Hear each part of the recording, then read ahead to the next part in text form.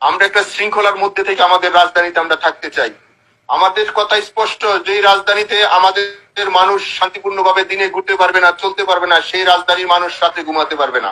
আমাদের চূড়ান্ত ডিসিশন, যেই রাজধানীতে আমরা দিনে থাকতে পারবো না, সেই রাজধানীর মানুষের ঘুম আল্লাহ দিবে না।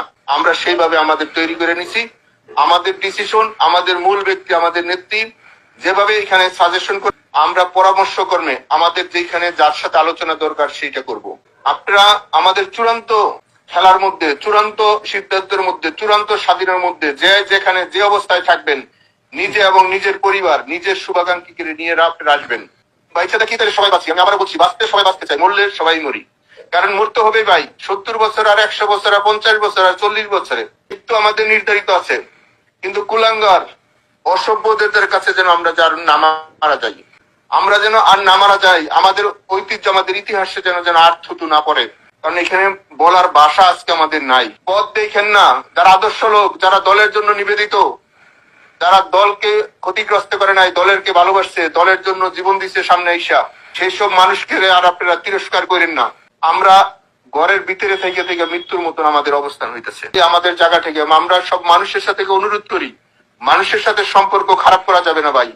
আমাদের পাড়া মহল্লা যারা আছে, তাদের সাথে একটু দূরত্ব ছিল, তাদের সাথে ফোন দিয়ে হইলো, সরি বইলা বলেন, আমরা এই সমাজের মানুষ, জাতির পিতা আমাদের এই দেশটা দিয়ে গেছে, আমরা এই দেশে সবাই একসাথে থাকতে চাই, আমরা সবাই একসাথে থাকতে চাই।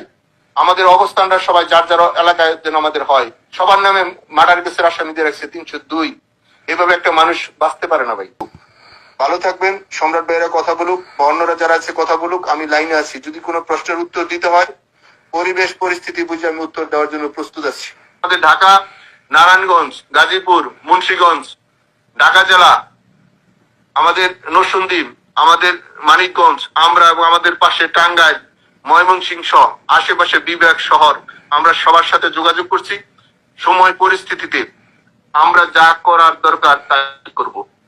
সেই হিসাবে আমরা আমাদের বড় ভাই, ছোট ভাই, আমরা যারা আছি একসাথে মিলে কাজটা করতে চাই।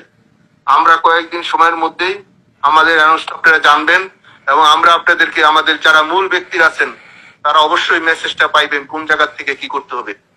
কারণ যারা চাকরি করে, যারা দেশ দল করছে, তারাও মানুষ, আমরাও মানুষ। সেই হিসেবে আমরাও মানুষ হিসেবে প্রমাণ করে দিতে চাই আমরা কার সৈনিক, আমরা কার আদর্শ আছি। বক্তৃতায় নয়, আমরা কর্ম দিয়ে বলবো আমরা অমুকের সৈনিক। না হলে আমাদের যিনি জাতির পিতা ঘুমিয়েছেন, উনি কষ্ট পাচ্ছেন। সেই হিসেবে আমাদের মনে আর ভেদাভেদ না রেখা আমরা সকলে ঐক্যবদ্ধ ভাবে আমরা আমাদের কাজটা শুরু করতে চাই। সেই হিসাবে আপনাদের সার্বিক সহযোগিতা, আপনাদের যদি কোনো স্পেসিফিক প্রশ্ন থাকে, কোনো যদি পরামর্শ থাকে, তাহলে আপনারা দিবেন। আজকে আমরা খুব একটা ভালোভাবে কথা বলতে পারতেছি, এর জন্য দুঃখিত। কিন্তু আমাদের কাজটা আমরা চালিয়ে যাচ্ছি, আপনারা একটা রেজাল্ট পাবেন। কিন্তু আমাদের কাজের সাথে, আপনাদের কাজের সাথে আমরা একসাথে থাকতে চাই। ভাই ভাই হিসাবে এখানে সবাই সবাইকে সহযোগিতা করতে চাই। সেই পরিবেশ আমরা কিছুটা তৈরি করেছি, আর যেইটা গ্যাপ আছে আমরা এই কয়েকদিনের ভিতরে সেই গ্যাপটা পূরণ করব।